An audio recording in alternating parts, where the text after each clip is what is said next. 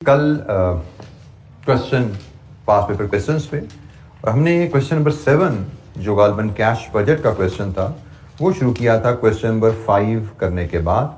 Question number 5 में हमने budget statement of cost of sales बनाई थी और क्वेश्चन नंबर 7 हमारा पहला कैश बजट पे क्वेश्चन था जिसमें हमने बात शुरू की थी। क्वेश्चन नंबर 7 में हमने जो वर्किंग कल कर ली थी वो थी जी सिर्फ कैश रसीट्स की। हमने क्वेश्चन नंबर 7 में ये जो क्वेश्चन नंबर 7 का फॉर्मेट था हमने इसमें कैश रिसीट की वर्किंग कर ली थी। तो आज हमने इसी क्वेश्चन को लेके कंप्लीट करना है। तो मैं यही फिर उठा के क्वेश्चन को इसका जो आंसर हमने किया था बोर्ड पे ले आते हैं आज के बोर्ड पे।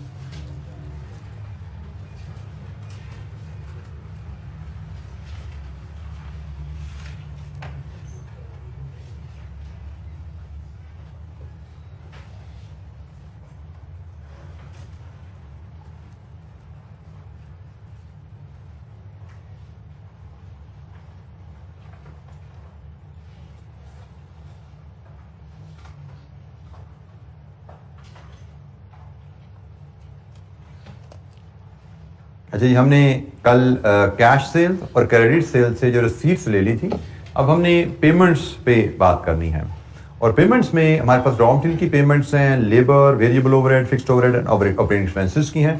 तो मुझे लगता है कि रॉ मटेरियल की पेमेंट तो थोड़ी ज़रा लेंथी काम है क्योंकि रॉ मटेरियल की पेमेंट्स के लिए आपको परचेजेस कैलकुलेट करनी पड़ेंगी और फिर पेमेंट पैटर्न के मुताबिक पेबल्स का लेजर बना के वहां से पेमेंट्स डिटरमिन करनी पड़ेगी।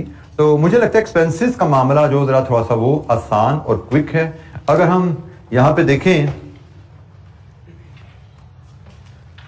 एक्सपेंसेस के बारे में जो इसमें इंफॉर्मेशन दी है, एक्सपेंसेस हमारे रॉ मटेरियल के अलावा ये कॉस्ट ऑफ गुड्स सोल्ड में है, ऑपरेटिंग एक्सपेंसेस में है। तो ये कॉस्ट ऑफ गुड्स सोल्ड का उसने ब्रेकअप दिया कि इसमें 5:3:2 के रेशियो में raw material, direct labour and factory overheads हैं और ऑल ऑपरेटिंग एक्सपेंसेस है 20% of factory overheads are fixed.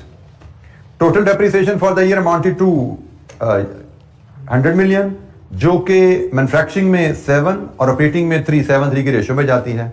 ये रॉ मटेरियल इन्वेंट्री है, इसको हम बाद में देखते हैं। रॉ मटेरियल की बात करते हुए raw material prices, direct labour would increase by 10 and 6%, inflation on all other costs will be 5% और ये फिर रॉ मटेरियल के सप्लायर की पेमेंट है जो कि 30 दिन से 15 दिन पे जाएगी। Other cost are to be paid in the month of incurrence. इसका मतलब हम अगर सालाना कॉस्ट अगले साल की निकाल लें हर हेड की तो हमें वही सालाना कॉस्ट हमारी पेमेंट बन जाएगी क्योंकि कोई अक्रूवल नहीं है। जो सालाना कॉस्ट होगी वही सालाना हमारी पेमेंट बनेगी हर हेड में। तो हमारे पास जो डिफरेंट कॉस्ट हैं जिनकी हमें पेमेंट्स वर्कआउट करनी है वो जनाब लेबर है, वेरिएबल ओवरहेड है, फिक्स्ड ओवरहेड है, ऑपरेटिंग एक्सपेंसेस हैं। वन बाय वन हम इन सब पे काम करते हैं।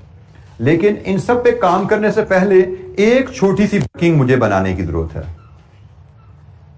वो वर्किंग बनेगी जनाब, आप अगर नोट नंबर 1 को पढ़ें, वहां से नोट नंबर 1 में हमें बताया गया है कि सेलिंग प्राइस कम करने से सेल्स वॉल्यूम बढ़ेगा, कैश सेल्स का वॉल्यूम 10% बढ़ेगा और क्रेडिट सेल्स का वॉल्यूम 5% बढ़ेगा।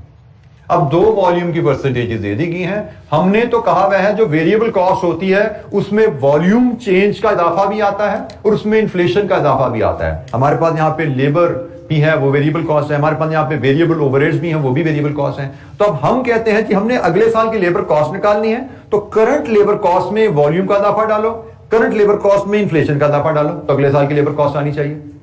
अब वॉल्यूम का इजाफा हमारे पास यहाँ पे 2 गिवन है, एक 10%, एक 5%। तो इस केस में हम यहां से एवरेज इंक्रीज इन वॉल्यूम एक छोटी सी वर्किंग करते हैं, एवरेज इंक्रीज इन वॉल्यूम की।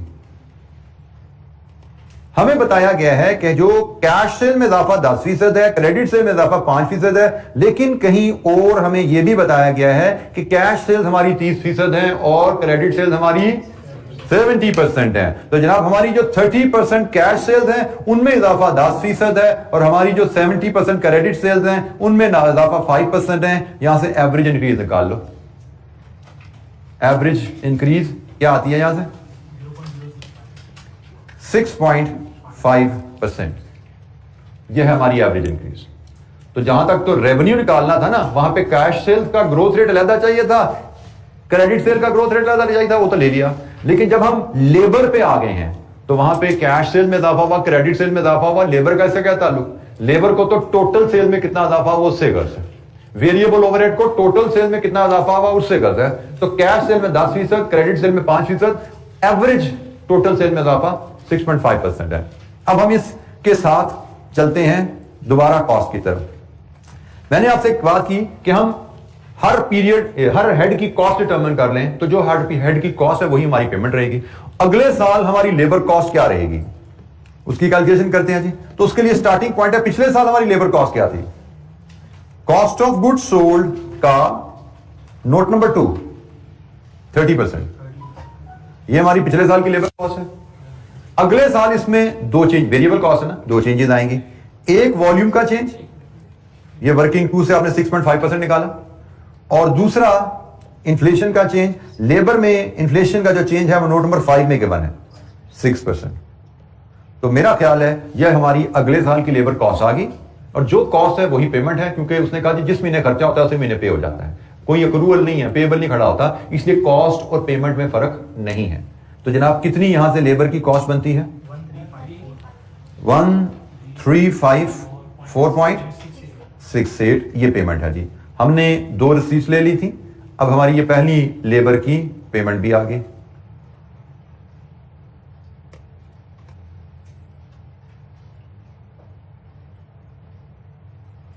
जी यही वर्किंग अब हम इसी अंदाज में वेरिएबल ओवरहेड के लिए करते हैं। हमारे वेरिएबल ओवरहेड पिछले साल कितने थे? पिछले साल हमारे वेरिएबल ओवरहेड थे 4000 का 30%, सॉरी 4000 का 20%। ये तो ओवरहेड्स हैं, ये फैक्ट्री ओवरहेड्स हैं।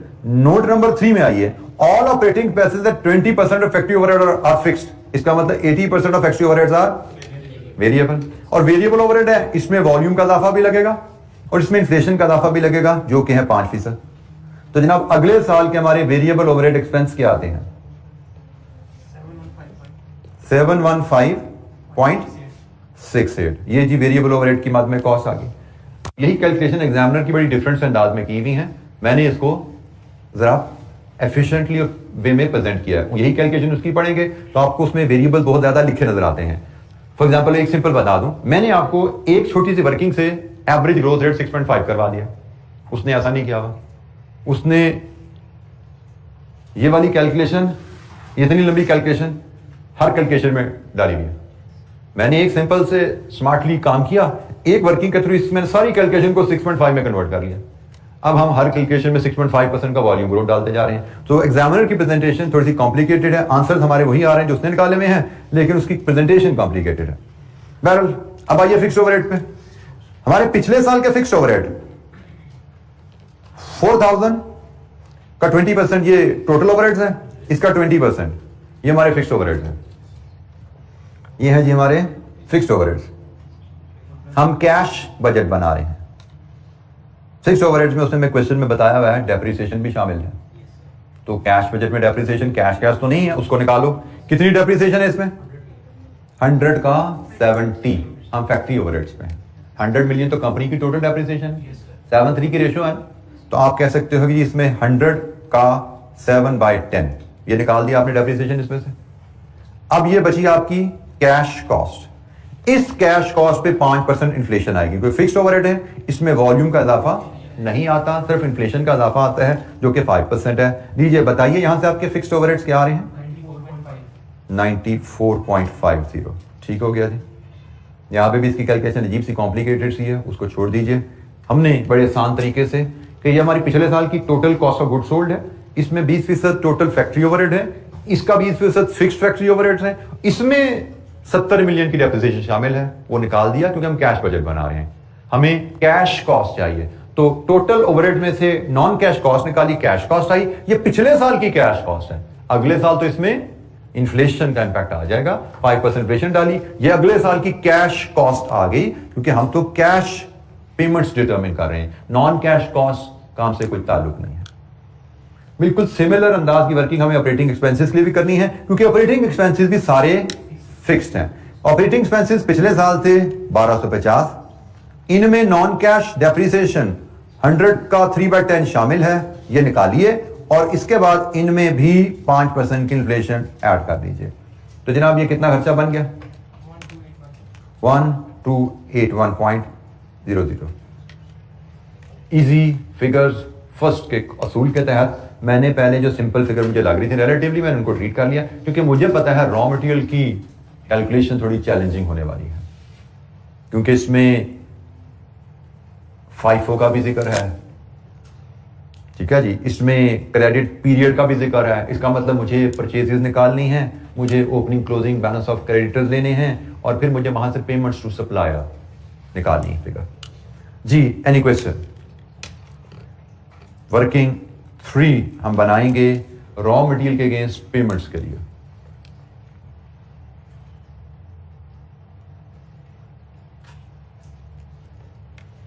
आखिरी फिगर जिसके बाद हमारा कैश बजट कंप्लीट हो जाएगा। वर्किंग 3 इसी अंदाज में जैसे हमने ट्रेड डेटर्स का अकाउंट बनाया, वहां से रिसीट्स ली, हम ट्रेड पेबल्स का अकाउंट बनाएंगे, वहां से पेमेंट की फिगर डिटरमिन करेंगे। हम एक ट्रेड पेबल्स का अकाउंट बनाते हैं, पेबल्स का अकाउंट बनाएंगे अगेंस्ट रॉ मटेरियल, और इसका अकाउंट होगा balance brought down, purchases, balance carry down and cash payments, जो कि बैलेंसिंग फिगर होगी।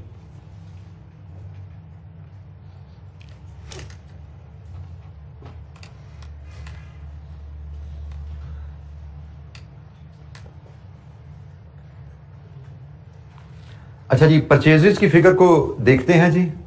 तो परचेजेस की फिगर के लिए हमें consumption plus closing stock minus opening stock, ये हमें परचेजेस की फिगर मिलेगी। तो इसके लिए हम वर्किंग 3.1 बनाते हैं। वर्किंग 3.1 में जाएं, हमने कहा जी हमारी रॉ मटेरियल कंजम्पशन आएगी पहले, फिर हम इसके बाद अगली इसमें बात।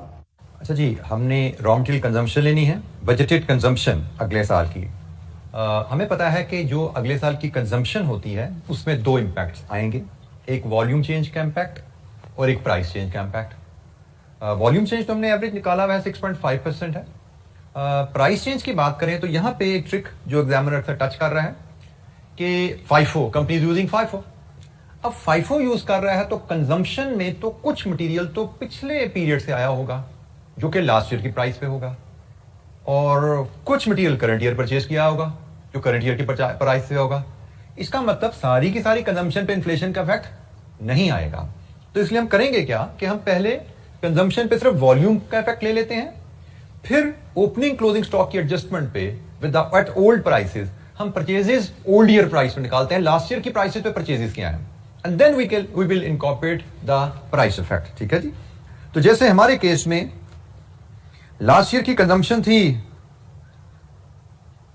4000 million cost of goods sold का 50%, और इसमें सिर्फ वॉल्यूम इंक्रीज डालें तो इट इज 6.5% के हिसाब से, ये रुपीज इन मिलियन में जो वैल्यू आती है इट इज 2130.00।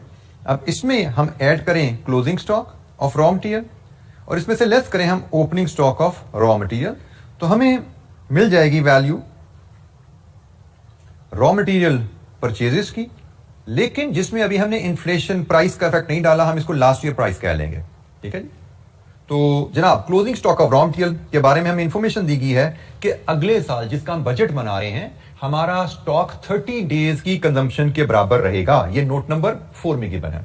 नोट नंबर 4 में हमारा क्लोजिंग स्टॉक 30 डेज की कंजम्पशन के बराबर रहेगा अगले साल। तो इसका मतलब 2130 साल की कंजम्पशन है, डिवाइडेड विद 360 इंटू 30। ये जनाब हमारे पास क्लोजिंग स्टॉक की वैल्यू आ गई। It comes to 177.50। और ओपनिंग स्टॉक, तो ओपनिंग स्टॉक तो पिछले साल का क्लोजिंग होगा ना जो खत्म हो गया, तो वो पिछले साल की कंजम्पशन पे बेस करेगा। तो पिछले साल की कंजम्पशन है हमारी ये 4000 का 50%। ये पिछले साल की कंजम्पशन ही थी ना जो हमने ली थी यहाँ पे। अगले साल के हिसाब से हमने वॉल्यूम चेंज उसमें डाला हुआ है, लेकिन अब ओपनिंग स्टॉक के लिए तो हमें पिछले साल की कंजम्पशन ही चाहिए। और लेकिन पिछले साल का जो इन्वेंट्री पीरियड था नोट नंबर 4 में बताया गया है 45 डेज है। इसका मतलब डिवाइड विद 360 इंटू 45।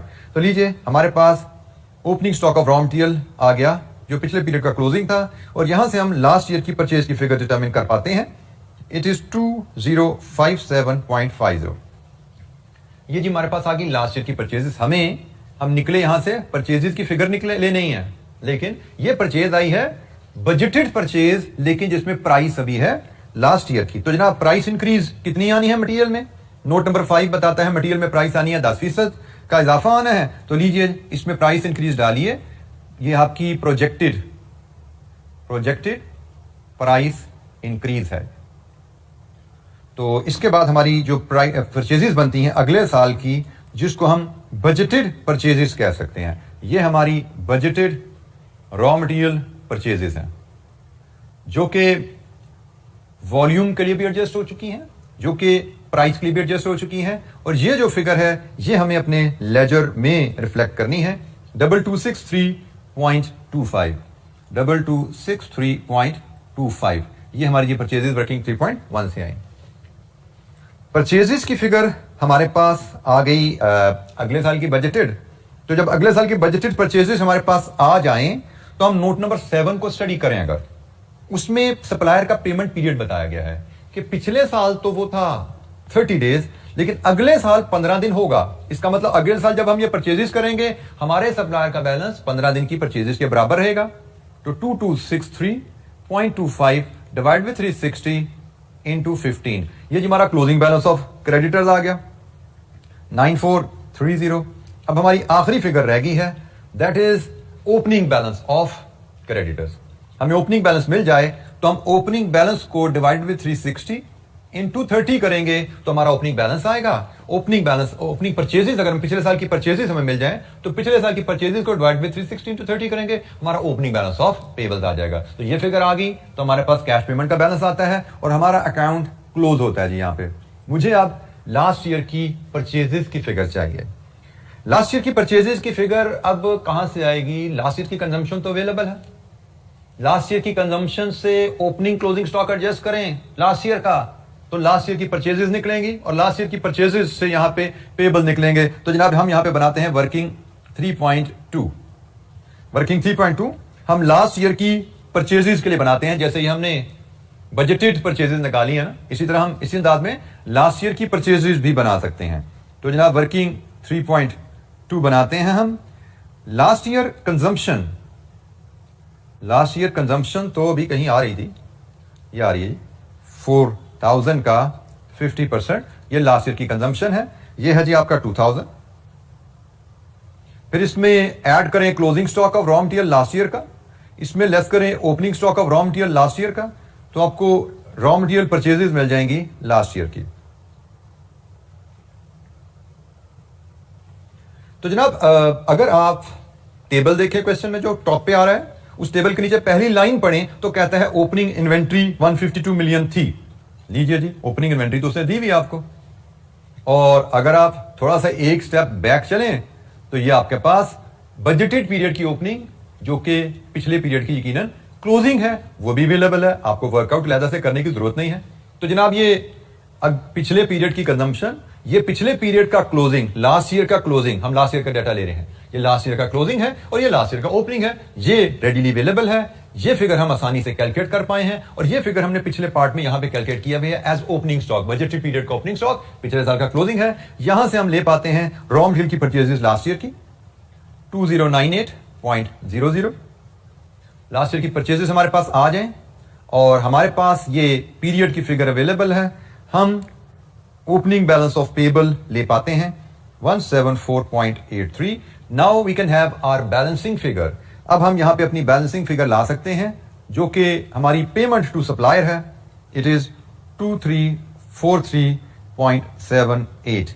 लीजिए जी 2343.78 ये हमारी कैश पेमेंट की फिगर है। Let's put it here 2343.78। This completes our cash budget. हमें सिंपली यहां पे इसको सम करना है। कैश बजट 2343.78, इसको सम करेंगे, हमारा कैश बजट कंप्लीट है। And we are done with question number 7। हम बजटिंग के एरिया पे पास पेपर क्वेश्चंस कर रहे थे। कैश बजट का हमने क्वेश्चन नंबर 7 देखा। कैश बजट पे ही मजीद कुछ सवाल हम देखना चाहेंगे और अगला सवाल जो अब हम देखेंगे कैश बजट पे, that is question number 8। Question number 8 भी एक अच्छा सवाल है जी, और जो कुछ की ट्रीटमेंट एग्जामिनर हमसे करवाता है वो की ट्रीटमेंट इस क्वेश्चन में भी रिपीट हो रही हैं। तो let's have a look at now question number 8। अच्छा जी, क्वेश्चन नंबर 8, ये क्वेश्चन है जी हमारा लोटस एंटरप्राइजेस के नाम के ऑटम 16 का क्वेश्चन 1 है। ऑटम 16 क्वेश्चन 1 सवाल शुरू करते हैं जी हम रिक्वायरमेंट से। एक बड़ा अच्छा क्वेश्चन है कैश बजट पे, और कुछ की वर्किंग्स जो मैंने पिछले सवाल में भी आपसे पेबल्स FIFO का कॉन्सेप्ट डिस्कस किया, इसमें भी कोई वैसी बातें आने वाली हैं, बल्कि उससे भी एक स्टेप आगे जाएगा। सो ये हम कह सकते हैं कि एग्जामिनर की कुछ फेवरेट वर्किंग है जो टच कर रहा है। तो जनाब, requirement prepare cash budget for the next year. Assume that all transactions occur evenly throughout the year, 360 days, unless otherwise specified. तो let's read the question first, फिर बात करेंगे इसके ऊपर कैसे हमने इसको प्रेजेंट करना है जी। Lotus Enterprises, the following information has been extracted from the projected financial statements of Lotus Enterprises for the year ending 30th September 2016. Rupees in million में जी हमारे पास ये डाटा है। सेल्स प्रोजेक्टेड है जी 100% क्रेडिट 3000, रॉ मटेरियल कंजम्पशन 900,000। अच्छा, यहां पे एक चीज मैं थोड़ी सी क्लियर कर दूं आपको। यहां पे वर्ड लिखा हुआ है प्रोजेक्टेड और डेट क्या है 30 सितंबर, और पेपर आप कब दे रहे हैं? सितंबर के फर्स्ट वीक में। तो मैं यहां पे जो रजिस्टर करने की बात है कि आप 7-8 सितंबर 2016 को बैठे पेपर दे रहे हैं और ये 30 सितंबर के रिजल्ट हैं। तो यहां पे गालबन 11 महीने 31 अगस्त तक तो एक्चुअल गुजर चुके हैं, सिर्फ शायद आखिरी एक महीने के रिजल्ट इसमें एस्टिमेटेड या प्रोजेक्टेड ऐड किए गए हैं। लिख तो यहां पे इसने प्रोजेक्टेड दिया है, लेकिन फॉर ऑल प्रैक्टिकल पर्पसेस ये हमारे लिए एक्चुअली बन जाते हैं, क्योंकि इसमें 11 महीने तो एक्चुअल है, तो हम इसको एक्चुअली समझते हैं। प्रोजेक्टेड का वर्ड सिर्फ वो एक 12वें महीने की वजह से डाला गया है। Anyways, raw material consumption, raw material inventory including import of 98 million, conversion cost variable, fixed including depreciation, operating cost variable, fixed including depreciation, trade creditors, local purchases, advance to suppliers for import of raw material. अच्छा जी, मतलब trade creditors मतलब local purchases आपकी उधार पे हो रही हैं और जो इंपोर्ट है वो एडवांस पे खरीदी जा रही हैं।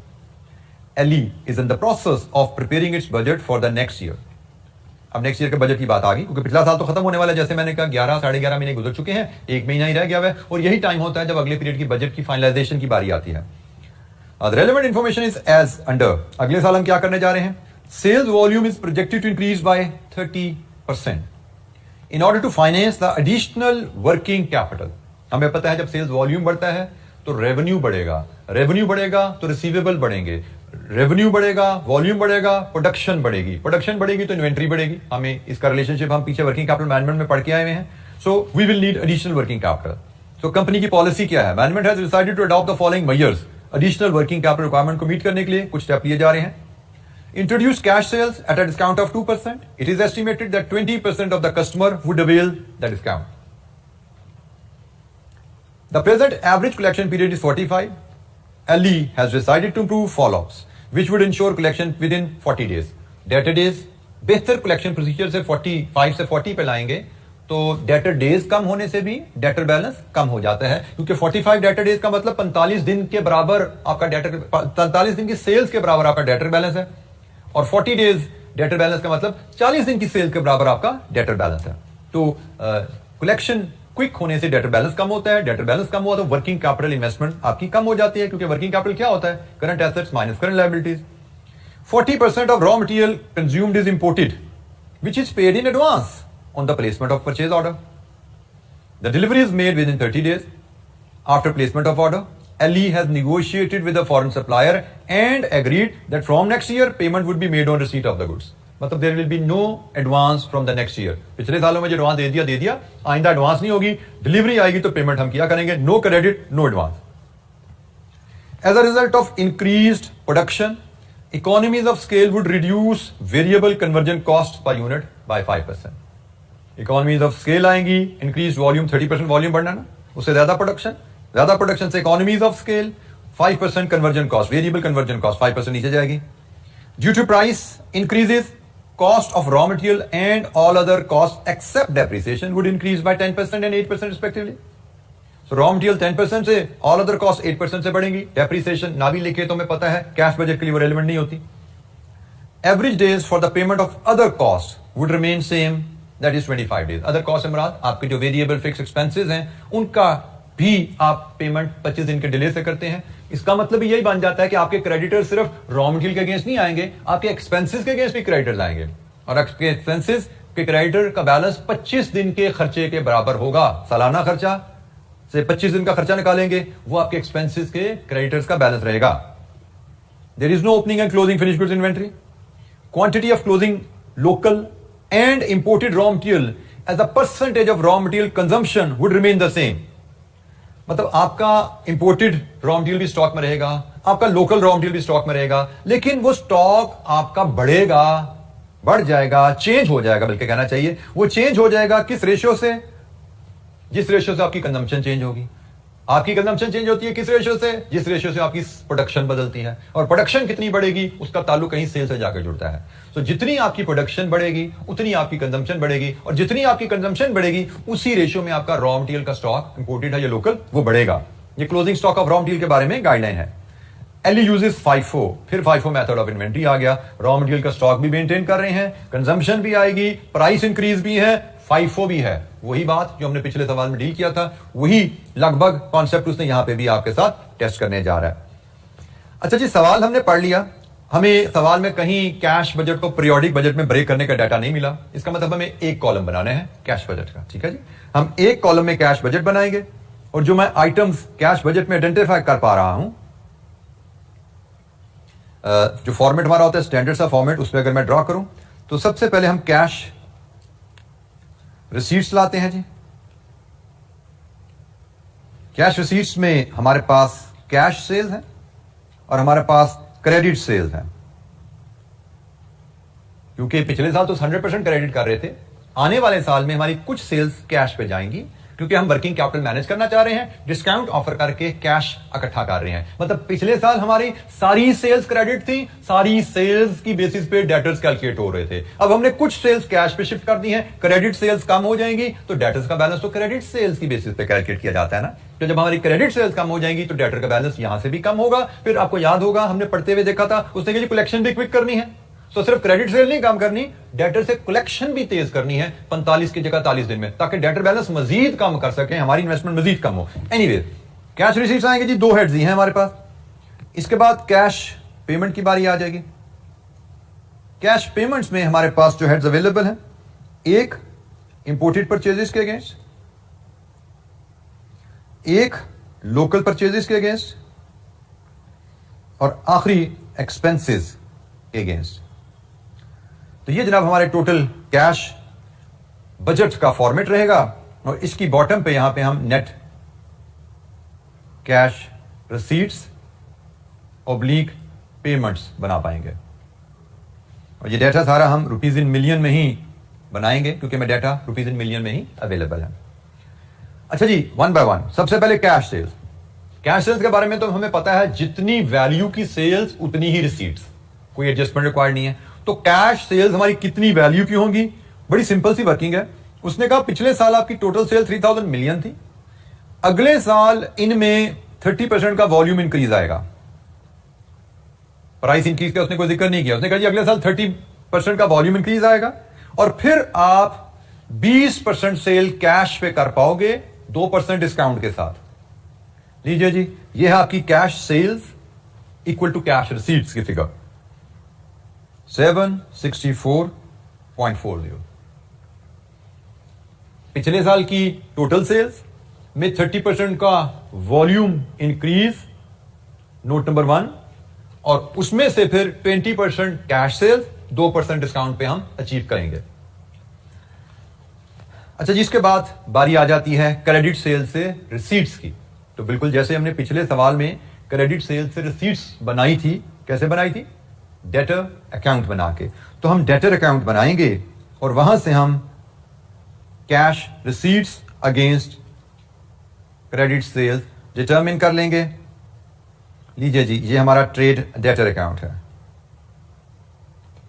अकाउंट की कंस्ट्रक्शन होती है, बैलेंस ब्रॉट डाउन होता है, फिर यहां पे क्रेडिट सेल्स आती हैं, फिर आपका बैलेंस कैरी डाउन होता है, और कैश रिसीट्स आपकी बैलेंसिंग फिगर रहेगी यहां पे। ठीक है जी, ये हमारी कंस्ट्रक्शन है हमारे इस लेजर अकाउंट की, जहां से हम कैश रिसीट्स आइडेंटिफाई करेंगे। अच्छा जी, starting with the opening balance brought down. हमें पहले तो पिछले साल का बताया गया सारी सेल क्रेडिट थी, 3000 मिलियन की सेल थी, सारी क्रेडिट थी। और नोट नंबर 1 की सेकंड बुलेट में बताया गया कि पिछले साल हमारा कलेक्शन पीरियड 45 डेज चला था। इसका मतलब पिछले साल की सालाना सेल डिवाइडेड विद 360, एक दिन की सेल इंटू 45, ये पिछले साल का डेटर बैलेंस आ गया। पिछले साल की सेल पे बेस करके 45 दिन के बराबर 375.00, ये पिछले साल का डेटर बैलेंस आ गया। अब इसमें अगले साल की क्रेडिट सेल डालनी है। तो जनाब अगले साल की क्रेडिट सेल्स पिछले साल की सेल्स में 30% का वॉल्यूम का इजाफा आएगा और इसकी 80% क्रेडिट होंगी, क्योंकि 20% तो कैश में चलेगी ना। तो 80% क्रेडिट सेल्स 3120,000 और फिर डेटर्स का क्लोजिंग बैलेंस क्रेडिट सेल्स पे डिपेंडेंट है, लेकिन हमारे डेज अब 40 रह गए हैं। तो डेटर्स का क्लोजिंग बैलेंस होगा आपकी credit sales divide with 360 into 40। लीजिए जी, यहां से आपको मिला डेटर्स का credit closing balance 346.67। Now you can have the balancing figure 1 2 -3 balancing figure. ये आपकी कैश रिसीट्स हैं against credit sales, cash receipts against credit sales. Debtors account से हमने जैसे पिछले क्वेश्चन में ड्रॉ की वैसे ही हमने यहां से निकाली इनको 3148.33 3148.33। अच्छा जी, अब हम बाकी पेमेंट्स की तरफ आते हैं। मुझे लगता है कि पेमेंट्स में आल्दो मैंने सीक्वेंस तो कुछ ऊपर से नीचे को लिखा, लेकिन मुझे आसानी लग रही है कि पहले मैं इसको डील करूं, फिर मैं इसको डील करूं और फिर मैं इसको डील करूं। मुझे इसमें जरा थोड़ी सी आसानी लग रही है, तो मैं इसको इस अंदाज में ही लेके चलता हूं। सबसे पहले मैं एक्सपेंसेस की पेमेंट लाता हूं। एक्सपेंसेस की पेमेंट के लिए हमें जो चीजें चाहिए होती हैं, एक एनुअल कॉस्ट, अगले साल की सालाना कॉस्ट क्या है। दूसरी, अगर उसमें कोई नॉन कैश कॉस्ट है निकाल दो। तीसरी, उसका पेमेंट पैटर्न क्या है। ये तीन चीजें मिलके आपको पेमेंट अगेंस्ट एक्सपेंसेस की फिगर मिलती है। तो हमें सवाल को देखते हुए अंदाजा होता है कि कॉस्ट में कुछ वेरिएबल कॉस्ट भी हैं, कुछ फिक्स कॉस्ट भी हैं। पिछले साल का डाटा में जो अवेलेबल है उसमें कुछ वेरिएबल कॉस्ट भी हैं, कुछ फिक्स कॉस्ट भी हैं। तो हमें पता है कि वेरिएबल कॉस्ट में तो अगले साल में जाके वॉल्यूम का इजाफा भी आएगा और इन्फ्लेशन का इजाफा भी आएगा, लेकिन फिक्स कॉस्ट में सिर्फ इन्फ्लेशन का इजाफा रहने वाला है। फिर लेकिन फिक्स कॉस्ट में इजाफा डालने से पहले डेप्रिसिएशन उसको हमने फारिग करना है, क्योंकि हम कैश बजट बना रहे हैं, हमें कैश कॉस्ट की फिगर चाहिए। और चूंकि नोट नंबर 4 में मैं बताया गया है कि कॉस्ट जो हम पे करते हैं वो भी क्रेडिट पे हैं, तो इसका मतलब उसकी पेमेंट टर्म भी हमें गिवन है। तो जब हमें कॉस्ट पता लग जाए, पेमेंट टर्म पता लग जाए, तो हम फिर बनाएंगे क्रेडिटर अगेंस्ट एक्सपेंसेस का अकाउंट। हम वर्किंग 2 बनाते हैं, क्रेडिटर अगेंस्ट एक्सपेंसेस का अकाउंट। इस अकाउंट में हम डाटा जो फीड करेंगे, हम क्रेडिटर का बैलेंस ब्रॉट डाउन लाएंगे यहां पे, फिर हम एक्सपेंसेस फॉर द ईयर, ठीक है जी, जो बजटेड हमारी कॉस्ट है, बजटेड एक्सपेंसेस हैं, वो हम यहां पे फीड करेंगे। देन बजटेड एक्सपेंसेस के बेस पे हम बैलेंस कैरी डाउन डिटरमिन करेंगे और देन हमारी बैलेंसिंग फिगर यहां पे आ जाएगी कैश पेमेंट की, जो हमारी कैश बजट में रिफ्लेक्ट होनी है। लीजिए जी, ये है हमारी ओवरऑल अकाउंट जिससे हमने cash payment against expenses determine करनी है। अच्छा जी, स्टार्टिंग पॉइंट हम ओपनिंग बैलेंस से बात शुरू करते हैं। ओपनिंग बैलेंस हमारा पिछले साल की कैश कॉस्ट 25 दिन की उसके बराबर रहेगा। तो जनाब पिछले साल की कैश कॉस्ट, पहले पिछले साल की टोटल कॉस्ट लें 570, आपकी conversion cost variable plus 40 fixed cost, साथ ही इसमें से डेप्रिसिएशन लेस कर दीजिए, 40 में 16 डेप्रिसिएशन है माइनस कर दीजिए, plus operating variable 730 plus operating fixed 120, साथ ही इसमें से 27 इसकी डेप्रिसिएशन लेस कर दीजिए। तो ये जनाब हमारी कैश कॉस्ट आ गई। हमने ये भी डेप्रिसिएशन लेस कर दी, ये भी डेप्रिसिएशन लेस कर दी। पिछले साल की टोटल कॉस्ट ली, उसमें से डेप्रिसिएशन लेस कर दी, कैश कॉस्ट आ गई। तो ये जनाब पिछले साल की कॉस्ट का हम टोटल उठाते हैं, तो ये बनता है जी आपका 98.40, ये है जी 98.40। और पिछले साल की कॉस्ट, और हमने कॉस्ट थोड़ी लेनी है, हमने तो कॉस्ट के ऊपर ओपनिंग बैलेंस निकालना है। तो ओपनिंग बैलेंस निकलेगा 25 दिन की कॉस्ट के बराबर डिवाइड बाय 360 into 25। ये जी ओपनिंग बैलेंस आया 98.40। 98.40 पिछले साल की कॉस्ट, डेप्रिसिएशन माइनस किया पिछले साल की कैश कॉस्ट, और पिछले साल की 25 दिन की कॉस्ट के बराबर, क्योंकि उसने कहा पिछले साल भी पे क्रेडिट कॉस्ट 25 दिन बाद पे होती थी, अगले साल भी 25 दिन बाद ही पे होगी। तो ये जनाब आई हमारी पिछले साल की कॉस्ट के ऊपर बेस करके बैलेंस बैकडाउन एक्सपेंस के क्रेडिटर्स का। अब हम अगले साल की कॉस्ट डिटरमिन करते हैं। इसकी कैलकुलेशन जरा तवज्जो से देखिएगा। अगले साल की कॉस्ट डिटरमिन करना, पहले स्टार्ट करते हैं जी सबसे पहले वेरिएबल कन्वर्जन कॉस्ट 570। ये पिछले साल की वेरिएबल कन्वर्जन कॉस्ट है। इस पे दो चेंजेस आएंगी अगले साल। एक 30% वॉल्यूम में चेंज आएगा और दूसरा 5% इकोनॉमीज ऑफ स्केल का फैक्ट आएगा। तो ये जनाब होगी पिछले साल की जो वेरिएबल कॉस्ट थी, उसमें अगले साल की प्रोजेक्टेड एडजस्टमेंट डाली, अगले साल की वेरिएबल कॉस्ट बन गई। अभी हमने इसमें इन्फ्लेशन का फैक्ट नहीं डाला, इन्फ्लेशन का फैक्ट हम बाद में ट्रीट करेंगे क्योंकि वह सब कॉस्ट पे बराबर है। नोट नंबर 3 के मुताबिक तमाम कॉस्ट पे इन्फ्लेशन का फैक्ट 8% है। तो मैंने अभी इन्फ्लेशन का फैक्ट नहीं डाला, तमाम कैश कॉस्ट पहले इकट्ठी कर लें, फिर एक ही दफा इन्फ्लेशन का फैक्ट डालेंगे। तो ये जनाब मैंने इस कॉस्ट को ट्रीट कर लिया। फिर आ जाए इस पे बात कर लें। तो इसमें जनाब कहानी वैसे ही रहेगी, +40 -60। देन आपकी बारी आई ये दूसरी वेरिएबल कॉस्ट की। इस पे एक तो वॉल्यूम का फैक्ट आना ही आना है जी, एक तो वॉल्यूम का फैक्ट आना ही आना है, और इसके अलावा इसमें तो इकोनॉमीज का फैक्ट नहीं है। ठीक हो गया जी। फिर आप आ जाइए operating fix cost 120 -27। Fix cost में तो वॉल्यूम का फैक्ट नहीं आना। तो ये जनाब आपकी अगले साल की कैश कॉस्ट आ गई before the effect of inflation, और इन्फ्लेशन का इफेक्ट है तमाम कॉस्ट पे 8%। तो इन तमाम कॉस्ट को ये आपने 570 का अगले साल की वैल्यू इक्विवेलेंट बनाई। इसमें अगले साल कोई चेंज नहीं है, वैसे ही रहा। तो इन्फ्लेशन का चेंज आना है, हम बाद में डालेंगे। ये भी वेरिएबल कॉस्ट है, इसमें भी वॉल्यूम का चेंज 30% डाल दिया। ये फिक्स कॉस्ट है, ये भी ऐसा रहा। डेप्रिसिएशन हमने दोनों जगह माइनस कर दी हुई है, यहां पे निकाल दी, यहां पे निकाल दी। अब ये सारी variable plus fixed cash cost है, और इस पे हमने 8% इन्फ्लेशन का इफेक्ट लगाना है। तो हमें अगले साल की प्रोजेक्टेड या बजटेड कॉस्ट मिल गई 1911.55, और अगले साल का पेबल हमारा इस अगले साल की कॉस्ट पे डिपेंड करेगा।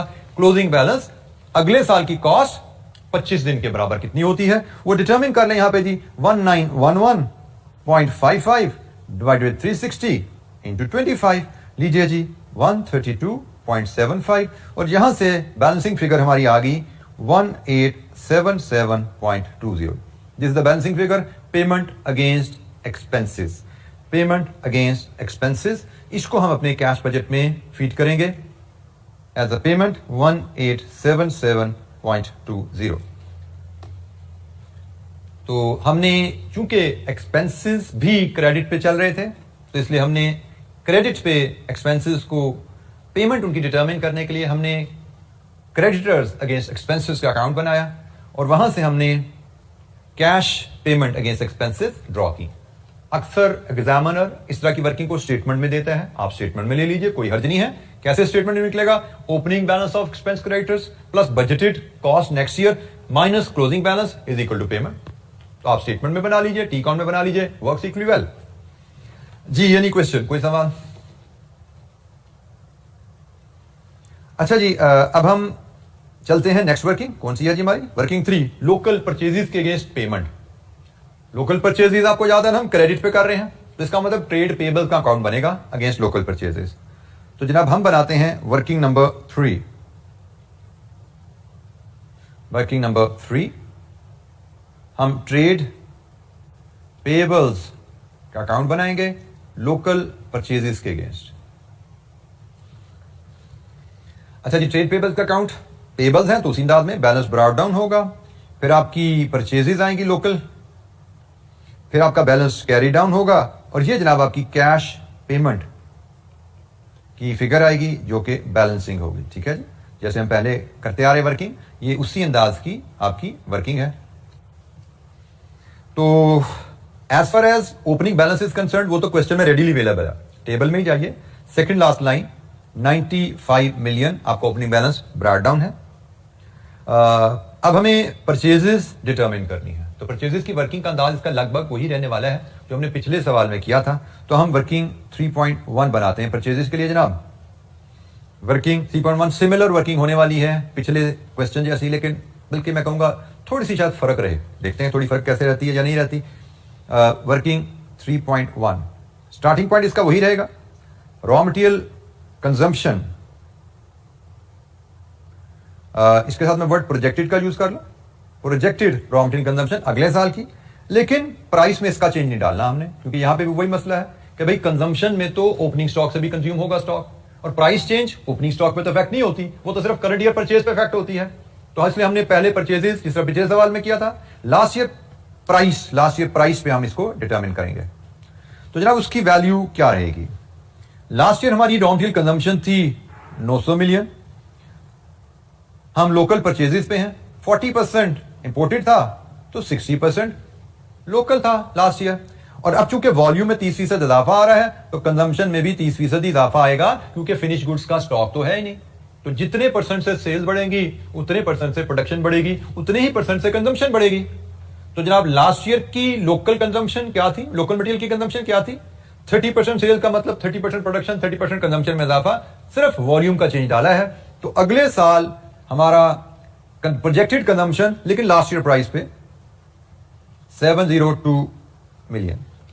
उसी अंदाज में इसमें ऐड करें आप closing stock of raw material, इसमें आप लेस करें opening stock of raw material, तो आपको मिल जाएगी प्रोजेक्टेड रॉ मटेरियल परचेजेस, लेकिन फिर हम रिमाइंड कर लें लास्ट ईयर प्राइस के ऊपर, और फिर इसमें हम प्राइस चेंज मटेरियल की कितनी है, नोट नंबर 3, 10% की प्राइस चेंज है, वो हम इनकॉर्पोरेट कर लेंगे, तो हमें अगले साल की परचेजेस, बजटेड परचेजेस मिल जाएंगी। तो जनाब डाटा फीड करते हैं, हमें रॉ मटेरियल कंजम्पशन मिल गई, तो क्लोजिंग स्टॉक की value, raw material closing stock की वैल्यू कहां से मिलती है जी? रॉ मटेरियल क्लोजिंग स्टॉक की वैल्यू मिलती है हमें नोट नंबर 6 से गालबा, quantity of closing local and imported raw material as a percentage of raw material consumption would remain the same. Closing stock as a percentage of consumption constant रहेगी। In other word, जिस rate से consumption बढ़ेगी उसी rate से closing stock बढ़ेगा। तो जनाब opening stock raw material का आपके पास अवेलेबल है, नोट नंबर पहले टेबल में, टेबल की जो तीसरी लाइन है रॉ मटेरियल इन्वेंट्री, टोटल 158 है, 98 इसमें इंपोर्टेड है, तो पहले हम ओपनिंग स्टॉक ले आते हैं। 158 माइनस 98, यह है जी 60 का ओपनिंग स्टॉक, और हमें कहा गया है जिस रेट से कंजम्पशन बढ़ेगी उसी रेट से स्टॉक बढ़ेगा। इसका मतलब 30% से कंजम्पशन बढ़ी है तो 30% से ही स्टॉक बढ़ेगा। स्टॉक आपका आ जाएगा 78 पे। लीजिए जी, आपकी रॉ मटेरियल परचेजेस आ गई लास्ट ईयर प्राइस टर्म में, इट इज 720.00, इसमें 10% का इजाफा डालिए, ये आपकी बन जाएंगी जी बजटेड परचेजेस 792.00। ये है आपकी बजटेड परचेजेस, और ये बजटेड परचेजेस आप फीड करेंगे अपने इस अकाउंट में, यही आपको चाहिए थी 792 मिलियन। और बजटेड परचेजेस आपके पास अगर हैं और आप पेबल पीरियड अगर देखें तो note number 1 last bullet, local purchases would be paid, अगले साल 50 दिन बाद पे किया करेंगे, तो इसका मतलब आपका पेबल का बैलेंस 50 दिन की परचेज के बराबर है। तो ये जनाब आपका पेबल का बैलेंस आ गया 110। That's it, balancing figure. तो जनाब बैलेंसिंग फिगर आपकी आ गई 777.00। लोकल परचेजेस के अगेंस्ट पेमेंट टू क्रेडिटर्स 777। इस पेमेंट को हम अपने कैश बजट में एक्सटेंड कर सकते हैं आसानी से। लीजिए जी, ये आ गई पेमेंट 777.00। अब आ जाइए आप इंपोर्टेड परचेजेस के ऊपर। यहां पे मैं फिर आपको क्लैरिफाई कर दूं, एक पहले भी मैं बार बार बताता रहता हूं, मेरी प्रेजेंटेशन एग्जामिनर से काफी डिफरेंट होती है, और यहां पे भी एग्जामिनर की प्रेजेंटेशन काफी कॉम्प्लिकेटेड एट टाइम हुई भी है। इवन मुझे अगर कहीं किसको ऑडिट करो, समझो जो जिसके आप अक्सर एक्सपर्ट बनने की कोशिश करते रहते हैं, तो मैं भी इसको समझने की कोशिश करता, तो मुझे भी बड़ा चैलेंज आया था कि भाई इसने किया क्या हुआ है, क्योंकि सारी बात है मैंने आपसे चीजें डिस्कस करनी होती है, तो I want to be clear on the nature of their calculation and presentation as well. तो वैसी कैलकुलेशन का फॉर्मेट है कि मुझे भी समझने में उसको आप समझें कि दांतों तले पसीना आ जाता है। सो इसलिए मैं आपको जनरली डिस्करेज करता हूं कि इनके फॉर्मेट्स का ना देखिए करिए, अपना दिमाग इस्तेमाल कीजिए, खुद डेवलप कीजिए कि मुझे कैसे चीजों को प्रेजेंट करना चाहिए। तो अब इसी अंदाज में हमें इंपोर्टेड परचेजेस के अगेंस्ट जो पेमेंट होनी है वो डिटरमिन करनी है, लेकिन इंपोर्टेड परचेजेस के अगेंस्ट जो पेमेंट होनी है वो होनी है, परचेजेस हमारी इंपोर्टेड जो है वो एडवांस पेमेंट पे है जी। तो हम इसके लिए भी एक अकाउंट बनाएंगे, और वो अकाउंट बनेगा एडवांसेस टू सप्लायर का। हमारी वर्किंग नंबर 4 आ रही है जी, वर्किंग नंबर हमारी 4 आ रही है, एडवांसेस टू सप्लायर, और ये है जी इंपोर्टेड रॉ मटेरियल के अगेंस्ट।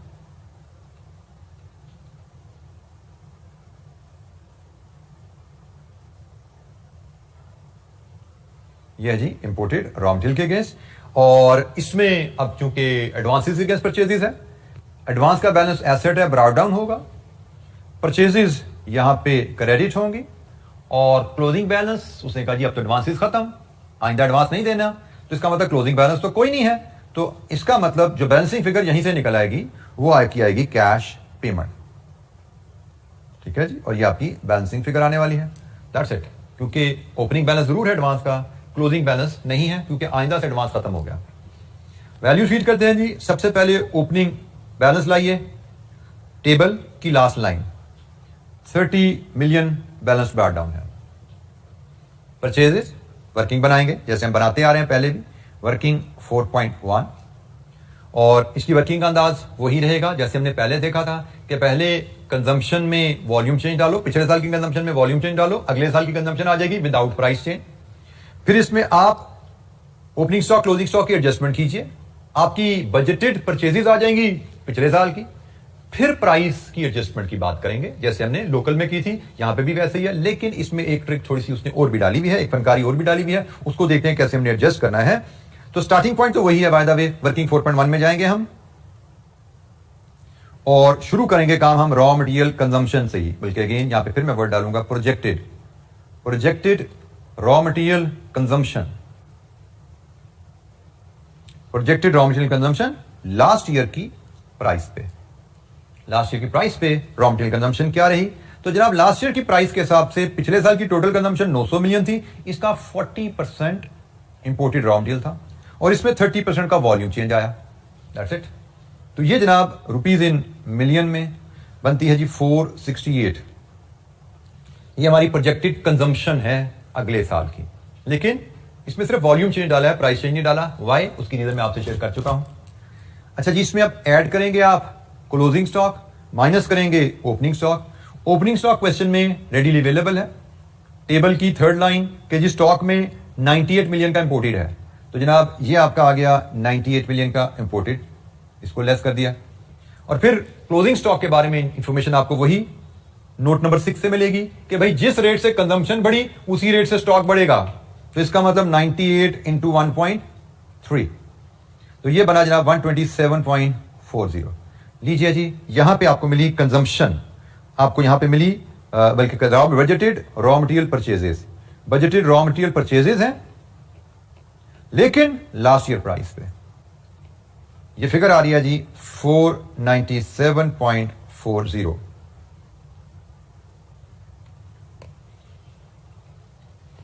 बिल्कुल उसी तरह जैसे पिछले सवाल में लोकल परचेजेस में हमने डिटरमिन की थी परचेजेस, वैसे ही आई हैं। अब यहां पे मैंने डायरेक्ट प्राइस चेंज यहां नहीं डाला क्योंकि इसमें जैसे मैंने कहा था थोड़ी सी एग्जामिनर ने ट्रिक और डाली हुई है। अब वो ट्रिक क्या है, ये 497 की हमारी नेक्स्ट पीरियड की परचेजेस हैं जिसमें प्राइस एडजस्ट नहीं हुई। अब इसमें जो एक अहम बात है कि हमारी परचेजेस में से, ये लेजर अकाउंट देखिए, हमारी परचेजेस में से 30 मिलियन तो एडवांस के अगेंस्ट है जो पिछले साल दिया था। तो भाई जो पिछले साल दे दिया उसके अगेंस्ट जो इस साल परचेजेस आई हैं उनमें प्राइस इंक्रीज नहीं आता। जब आपने एडवांस पे कर दिया तो प्राइस आपकी लॉक हुई भी है, परचेजेस आपकी इस साल में है, तो परचेजेस टोटल हमारी जो 497 इस साल में है इसमें वो 30 मिलियन भी शामिल है अगेंस्ट एडवांस, जिसपे प्राइस इंक्रीज नहीं आना। तो इसलिए अब हम जब फाइनल अपनी बजटेड परचेजेस बनाएंगे तो उसकी वर्किंग हमारी कुछ ऐसे दिखेगी। Budgeted purchases of imported raw material कुछ इस तरह दिखेगी। 497.40 में से 30 मिलियन पहले माइनस कीजिए क्योंकि इस पे प्राइस इंक्रीज नहीं आना, बाकी जो बची उस पे 10% का प्राइस इंक्रीज डालिए और फिर वो 30 million as it is add कर दीजिए। तो ये है जनाब आपकी imported purchases with price increase, ये आपकी बजटेड परचेजेस है इंपोर्टेड रॉ मटेरियल की। ठीक है जी, इसमें एडवांस के अगेंस्ट परचेजेस भी हैं जिस पे प्राइस इंक्रीज नहीं आना। तो 30 मिलियन पे प्राइस इंक्रीज नहीं आना, उसको निकालो पहले, बाकी पे 10% प्राइस इंक्रीज डालो, 30 पे as it is without price increase डाल दो, ऐड कर दो। तो ये जनाब आपकी परचेजेस की फिगर आ गई 544.14। ये आपकी एडवांस के अगेंस्ट पेमेंट थी, एडवांस के अगेंस्ट परचेजेस थी, एज इट इज आपने इसको कैरी किया। ठीक है जी। तो अब 544.14 का हम फीड करेंगे अपने लेजर में, 544.14। Then we will have our cash payment balancing 44 minus 30, 514.14। लीजिए जी, ये हमारी कैश पेमेंट आ गई अगेंस्ट इंपोर्टेड परचेजेस। इसको अब हम ऊपर कैश बजट में ले जाते हैं।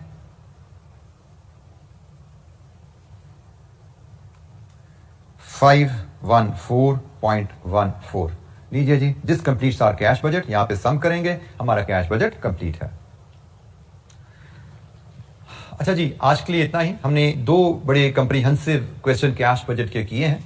हमारी कैश बजटिंग पे हमारी कुछ एक्टिविटी रहती है। 1 से 2 सवाल मेरे जहन में है विद वेरी लिटिल डिस्कशन। उन 2 सवालों को और जो एडिशनल डिस्कशन है इसको हम थ्रू एक्स्ट्रा क्लास कवर करेंगे। एज यू ऑल नो, हम रेगुलर क्लास में हमारा नया topic last chapter financial risk management शुरू हो चुका है। सो जो बजटिंग के फर्दर प्रैक्टिस क्वेश्चन है वो मैं आपको एडिशनल एक्स्ट्रा क्लास में आप लोगों से टाइमिंग भी शेयर कर लूंगा, जो बच्चे ताकि उस क्लास में आना चाहें और उनको अटेंड कर लें। बाकी अदरवाइज जैसे तमाम लेक्चर आपको LMS पे अवेलेबल है, वो एडिशनल प्रैक्टिस क्वेश्चन भी आपको विद सम एक्स्ट्रा डिस्कशन, जो चैप्टर के एंड पे हमारे 2 पेजेस की डिस्कशन है, नॉट वेरी सिग्निफिकेंट, लेकिन मैं चाहूंगा कि हम उसको भी जरूर कवर करें। 15-20 मिनट उस पर भी लगाएं, आधा घंटा, तो वो आपको थ्रू एक्स्ट्रा क्लास हम उसको कवर कर रहे होंगे। फिलहाल we are moving with the last chapter, financial risk management. Thank you very much. Assalamu alaikum.